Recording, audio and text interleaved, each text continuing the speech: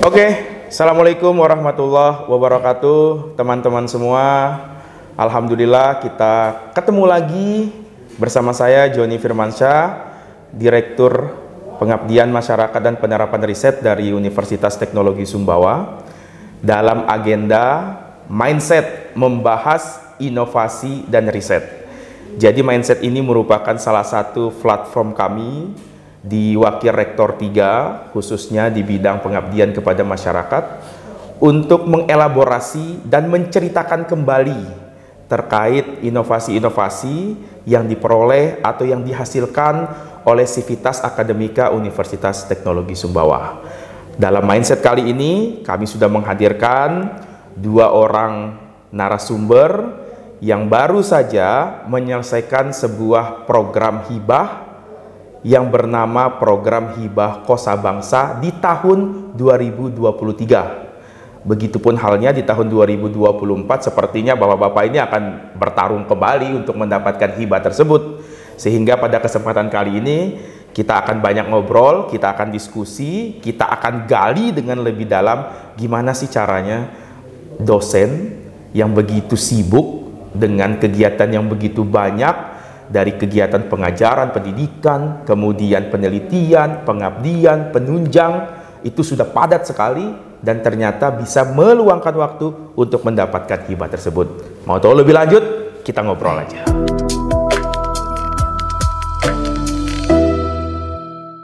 Baik teman-teman, telah hadir bersama kita 2 orang narasumber. Yang di sebelah saya ini Pak Yuliadi. Beliau ini adalah dosen informatika dari Fakultas Rekayasa Sistem Universitas Teknologi Sumbawa. Kemudian di sebelah beliau ada Bapak Koko Hermanto. Beliau ini dosen teknik industri. Saya ingin mulai pertama dari Pak Yuliadi dulu nih. Kebetulan beliau ini ketua pengusulnya. Bisa diceritakan nggak Pak, kemarin itu hibahnya tentang apa nih? Menang apa kemarin itu? Ya, terima kasih. Ya, untuk yang dari saya pribadi, untuk hibah, ya hibah dari Direktorat Jenderal Pendidikan Tinggi ini, saya pribadi adalah menang hibah pertama kali. Saya selama menjadi dosen itu tidak pernah mendapat hibah. Yang dikti, PDP, PKM? Belum pernah. Oh, belum pernah? Belum pernah. Jadi yang kecil-kecil itu nggak menang? Iya, belum pernah. Belum pernah, tiba-tiba langsung yang besar? Ya, alhamdulillah. Ya mungkin namanya Rizky. Kemarin ya, juga dalam pengajuan hibah Kosa Bangsa 2023 ini, kami sebenarnya atas inisiatif salah satu tim saya, itu Pak Koko ini, beliau sangat hebat. Beliau mengajak saya sebagai anggota, ya. Cuma perjalanan waktu ternyata beliau tidak berani untuk maju ke depan sebagai ketuanya. Kemudian saya juga secara cinta bisa masuk sebagai ketua, ya saya iya kan untuk menjadi ketua, dan kita mencoba, alhamdulillah kita mendapatkan hibah tersebut gitu. Kalau boleh tahu nih Pak, skor Sintanya berapa? Kalau untuk skor Sinta terakhir ini saya lihat sih 384. Wah, itu 384 besar juga nih. Pak Koko juga kalau nggak salah segitu ya?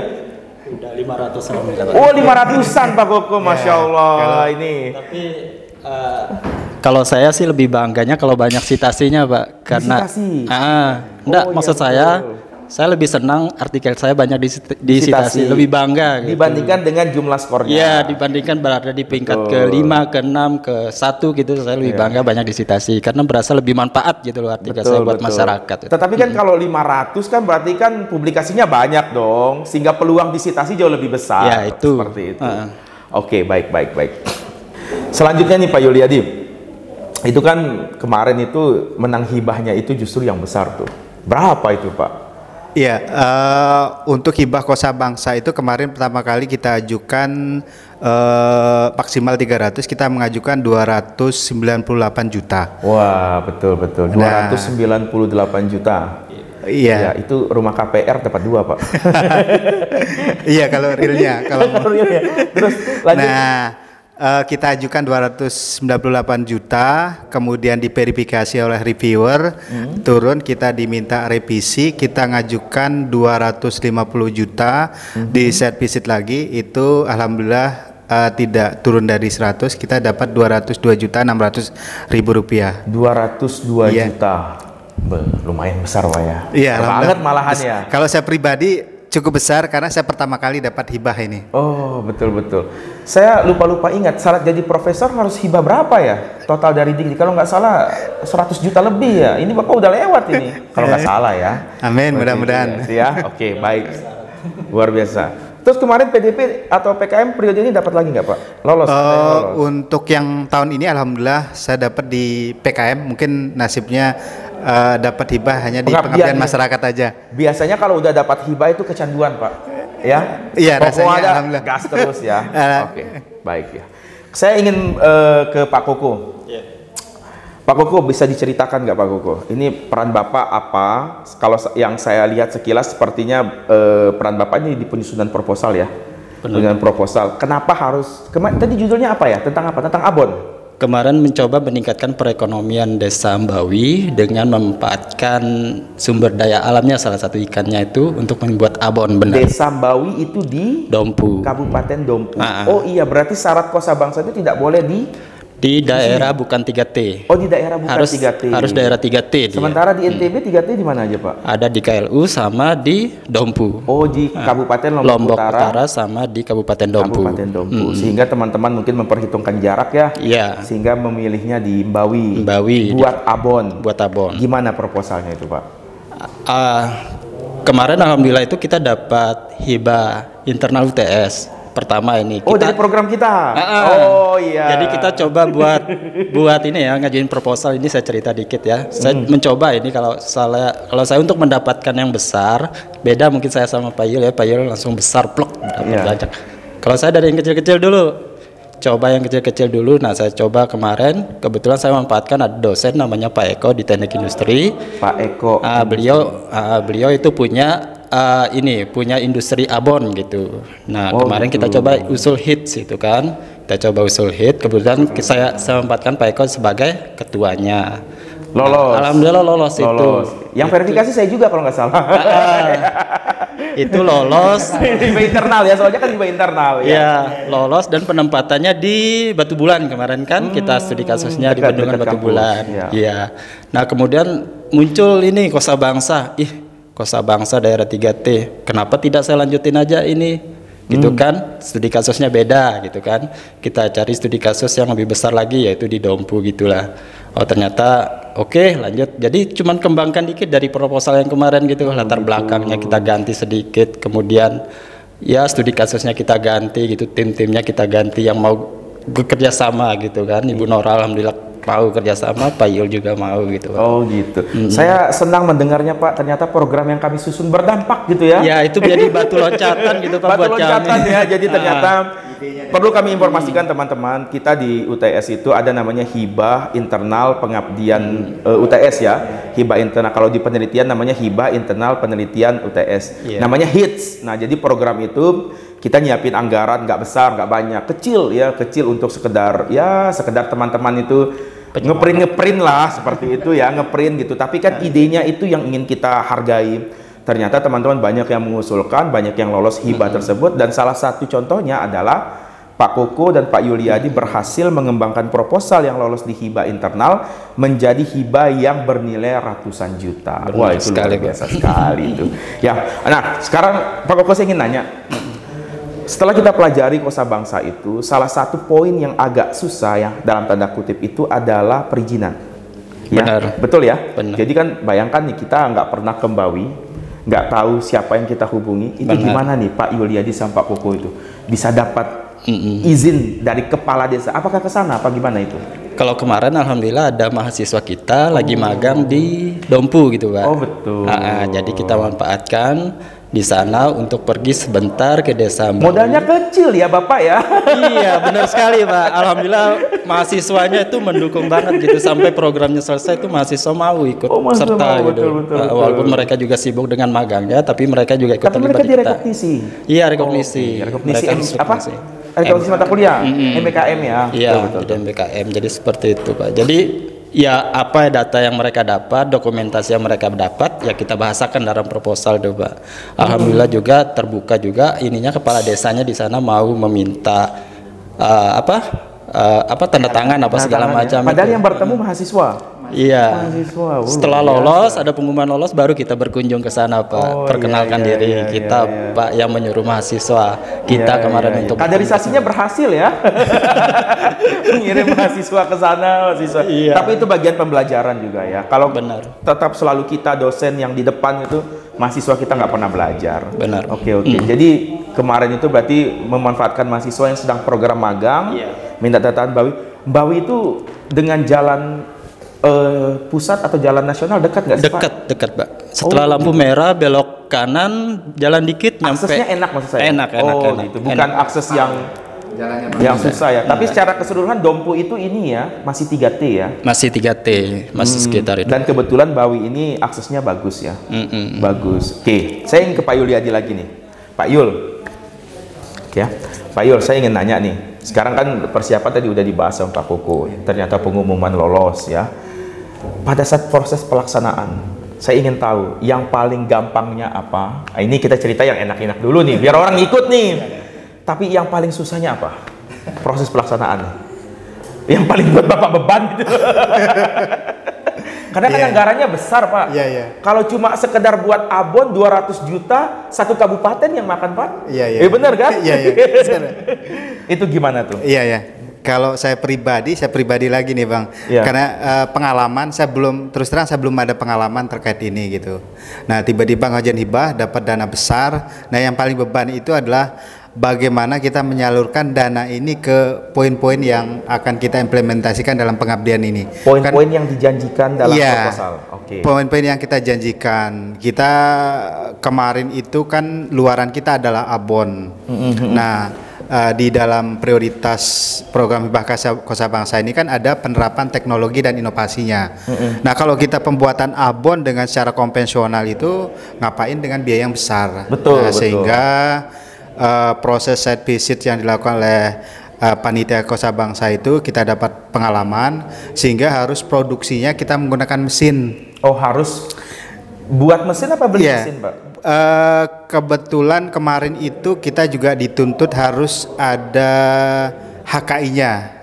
Jadi kalau kita brand kalau kita hanya brand saja mungkin banyak ya. Jadi kita inisiatif tim rapat, di saat itu kita ingin buat mesin mesin yang cukup beda yang beredar di pasar gitu.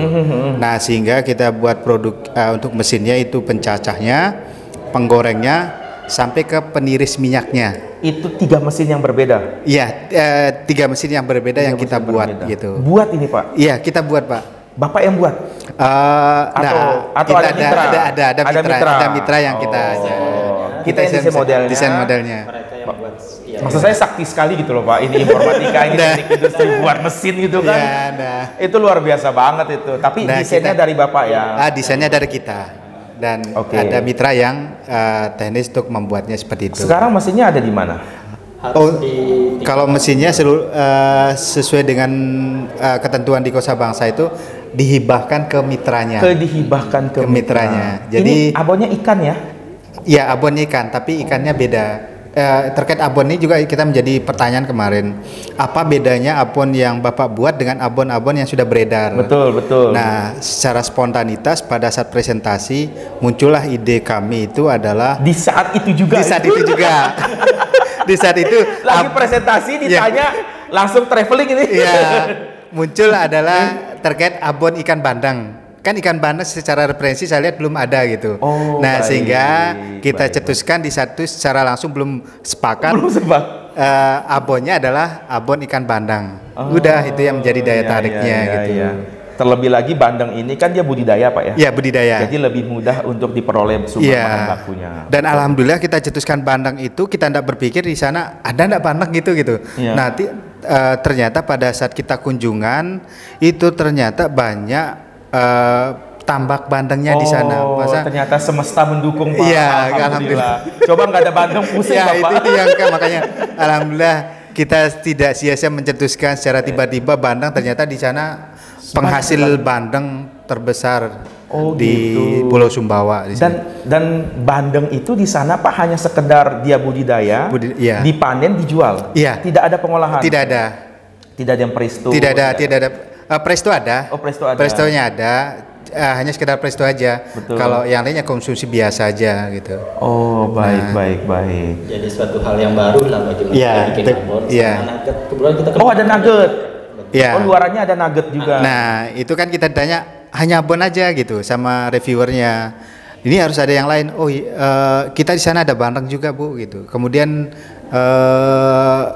yang pikiran juga itu kalau biasanya kan daging yang nugget ada ikannya lain ya itu kita cetuskan juga di situ ada Jangan-jangan ikan pas di bandeng. saat itu juga, di saat itu juga itu. Maka secara spontanitas di sana saat itu kita gitu. Tapi kan udah lolos ya. Iya, alhamdulillah Udah sudah lolos berjalan. ya, berjalan. Berarti kan kesimpulannya begini teman-teman ya. Kesimpulannya itu kita nggak usah terlalu pusing dulu, betul kan ya? Mau nulis apa atau mau luarannya apa, yang pasti ada hal yang berbeda dulu ya. Kurang gitu Pak Koko ya?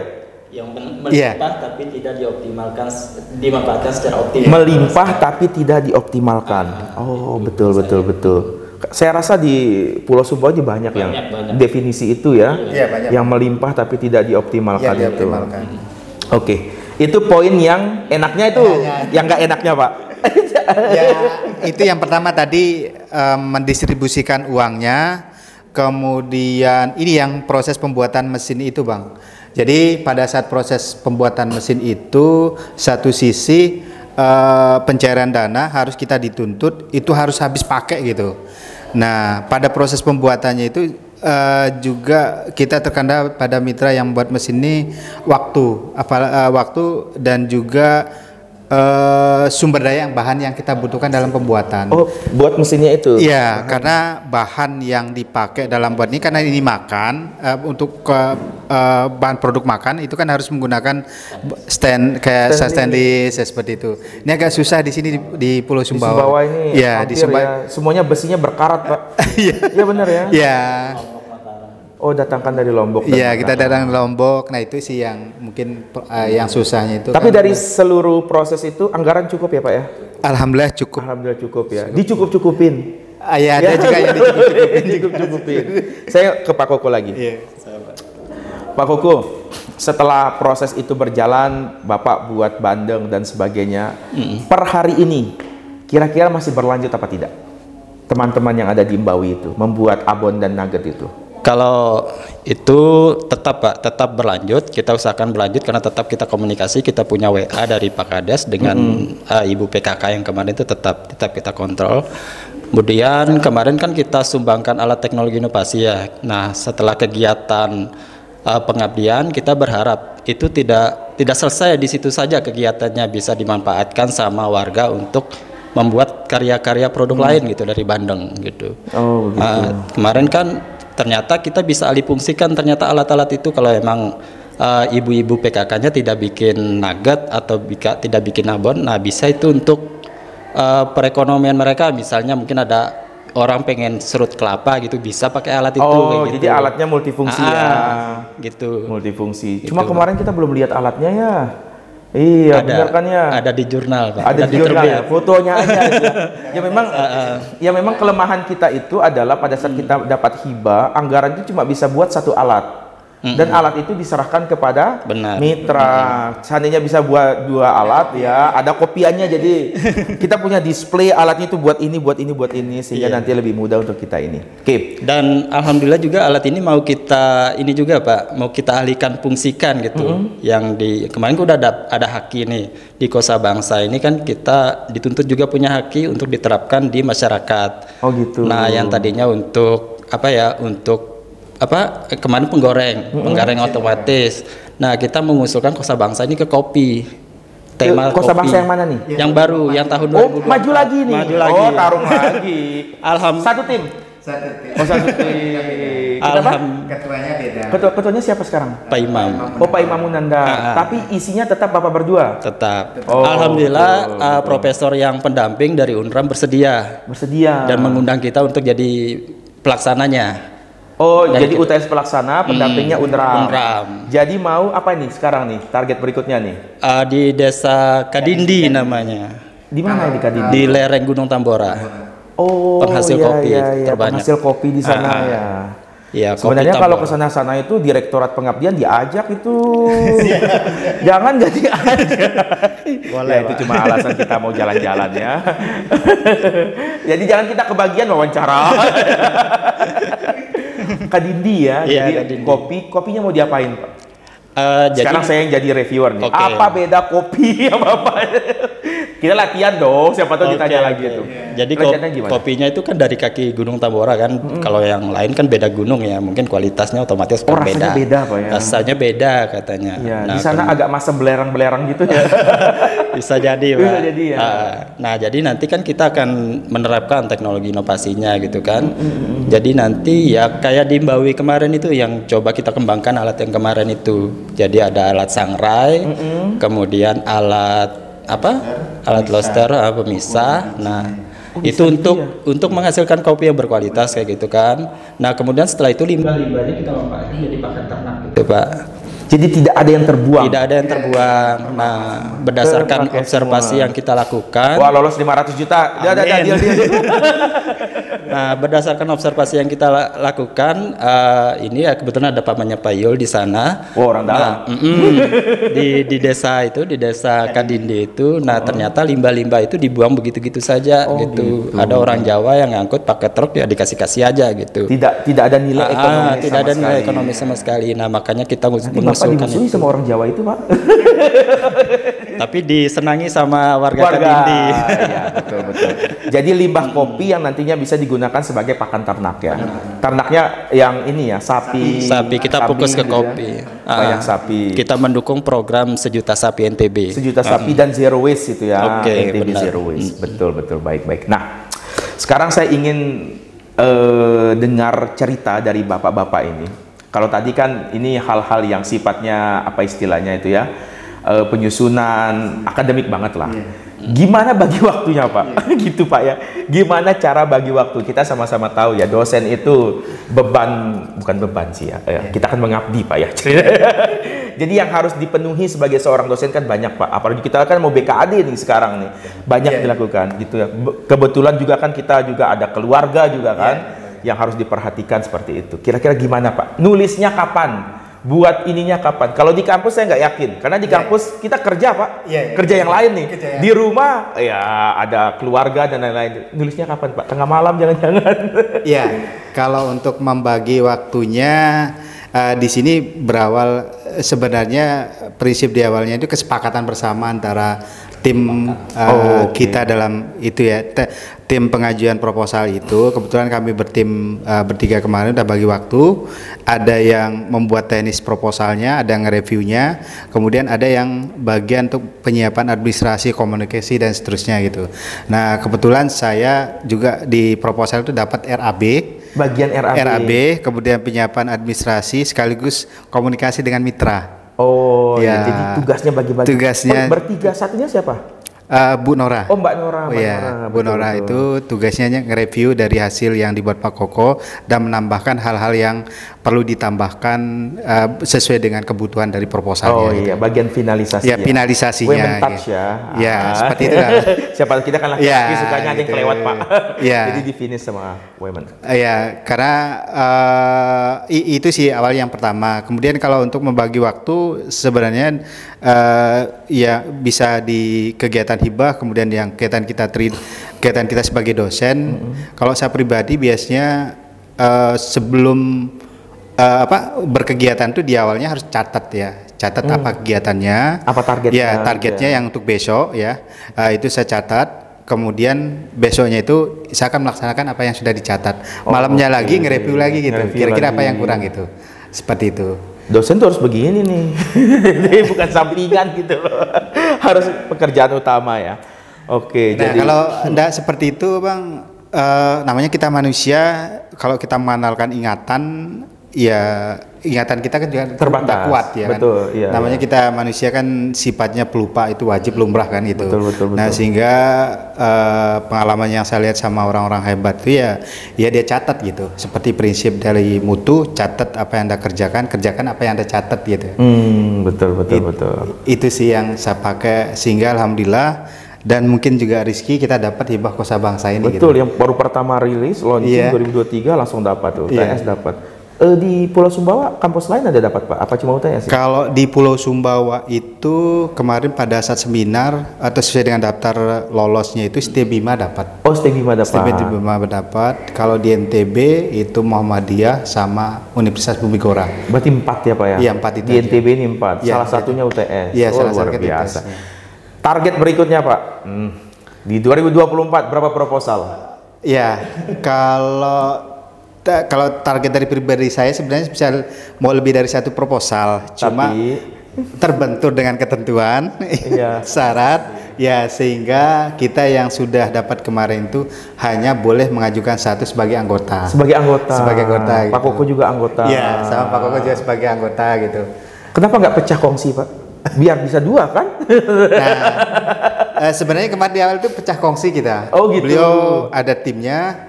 Saya juga ada timnya, tapi saya mengandalkan komunikasi. Saya sudah jamin untuk di awal itu kan kita harus menyiapkan tim pendampingnya gitu. Betul. Nah di awal itu sebelum saya sudah ancang-ancang pendampingnya siapa, saya hubungi gimana, oke sudah gitu.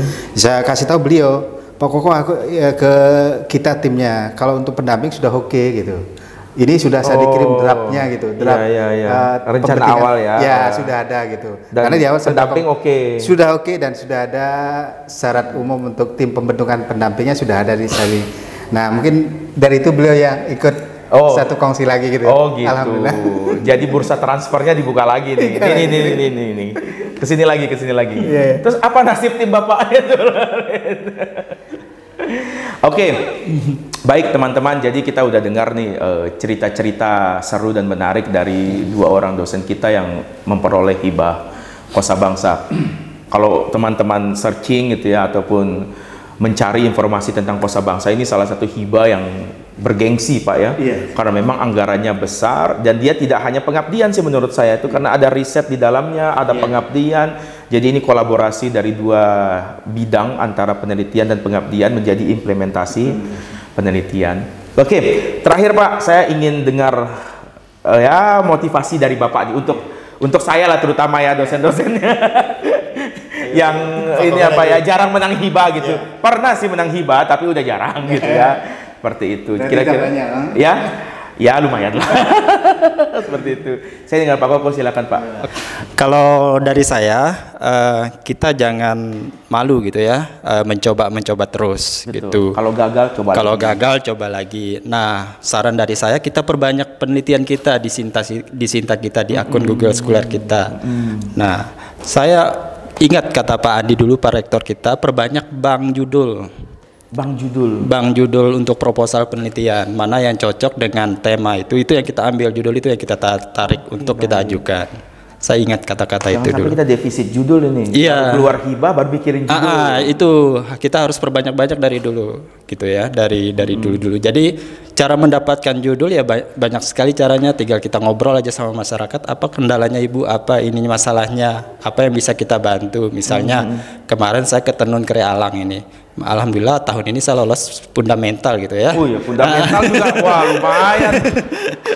Fundamental itu ya tinggi juga. 11 12 sama pas tembus berapa, Pak? Kemarin 100 berapa ya? 100-an lah, 117 kalau nggak salah ingat. 117 juta. Itu hasil dari nanya-nanya doang pada hasil kuesioner pertama kan, penelitian kecil-kecil bersama mahasiswa, tugas-tugas besar mahasiswa kan kita kuesioner. Nah, terus sambilan saya tanya, kira-kira apa Bu yang menyebabkan tenun Kria Alang ini mahal Bu? Ya salah satunya harga benangnya di toko itu mahal katanya. Nah makanya saya ajak ini Bu Pau sini. Bu Pau kira-kira bisa nggak bikin benang Ibu Pau? Bisa. Dari mana? Dari serat sisal. Oh dari sisal. Nah sisal kan banyak sekali tumbuh di Sumba. Sisal itu tanaman liar ya hitungannya ya. Tanaman liar bentuknya kayak nanas. Iya kurang lebih ya. Banyak sekali tumbuh di pinggir-pinggiran jalan di sepanjang Pulau Sumbawa banyak banget. Dan itu tidak dimanfaatkan. Tidak dimanfaatkan. Ternyata jadi benang. Iya jadi benang yang nilainya segitu untuk dapat. Bisa buat benang layang nggak Pak? Buat bisa, harusnya bisa.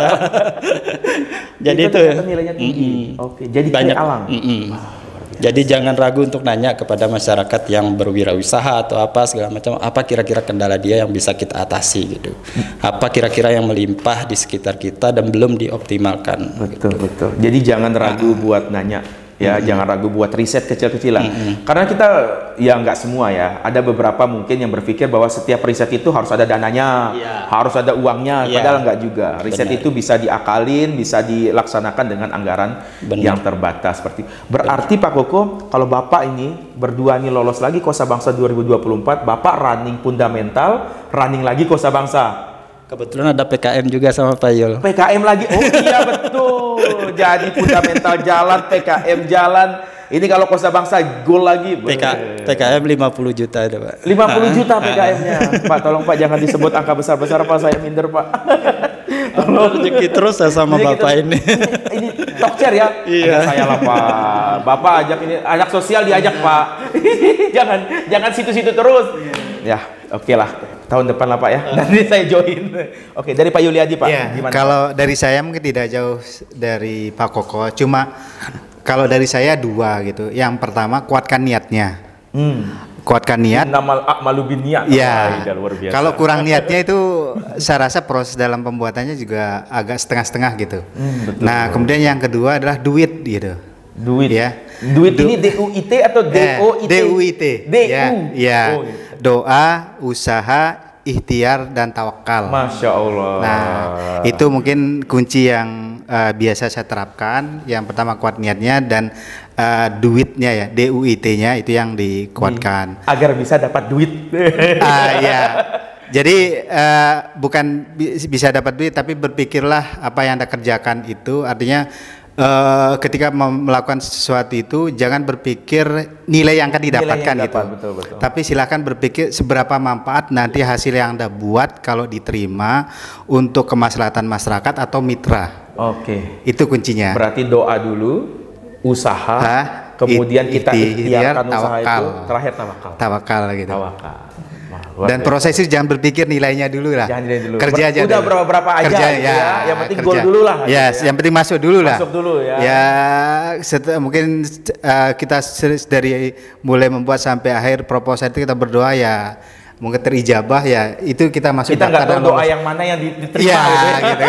Jangan-jangan doa Pak Yuliadi, doa Pak Koko atau doa siapa gitu kan? Iya. Oke, baik ya. Jadi terima kasih nih Pak Yuliadi dan Pak Koko sudah berkenan meluangkan waktu bercerita dengan kita tentang program Kosa Bangsa. Jadi ini bisa jadi salah satu apa istilahnya ya acuan kita ya. Jadi penyemangat kita nih, cambuk buat kita bahwa memang sebagai dosen itu ya kita memanfaatkan ilmu pengetahuan, kita meneliti, kita mengabdi. Untuk yang seperti Pak Yudi sampaikan tadi, duit itu yang lebih diutamakan agar memberikan dampak dan impact sesuai dengan tagline kita, membumi dan mendunia ya. Iya, Mendunia itu prestasi kita bagus, kita dikenal, kemudian capaian-capaian kita terpenuhi. Membumi itu adalah ya kita berdampak, memiliki impact ya, sehingga kampus itu, dosen itu, sivitas akademika itu bukan menara gading bagi masyarakat, tapi kita harus melebur bersama masyarakat untuk memberikan dampak. Saya sampaikan terima kasih sekali lagi untuk dua orang narasumber kita. Siapa tahu kita ketemu lagi di mindset tentang Kosa Bangsa 2024. Amin. Bapak lolos gitu ya. Amin. Seperti itu ya. Sebenarnya kalau Bapak lolos terus Pak, ya kami yang kerja keras Pak. Cari reviewer, cari ini, cari itu. Tapi semata-mata tujuan kita adalah untuk mengabdi. Ya, melalui UTS kita mengabdi untuk Sumbawa, untuk NTB dan juga untuk Indonesia. Oke Pak, terima kasih untuk waktunya. Kita tutup agenda kita pada pagi hari ini. Jadi teman-teman semua, kita ambil hal-hal yang positif. Saya rasa positif semua tadi disampaikan oleh narasumber kita. Intinya adalah kita harus memaksimalkan setiap potensi. Perbanyak bank judul ya, bank judul. Terakhir kita tawakal dari duit tadi ya, doa, usaha, ikhtiar dan tawakal. Sampai jumpa di program Mindset membahas inovasi dan riset berikutnya. Saya undur diri, demikian. Assalamualaikum warahmatullahi wabarakatuh.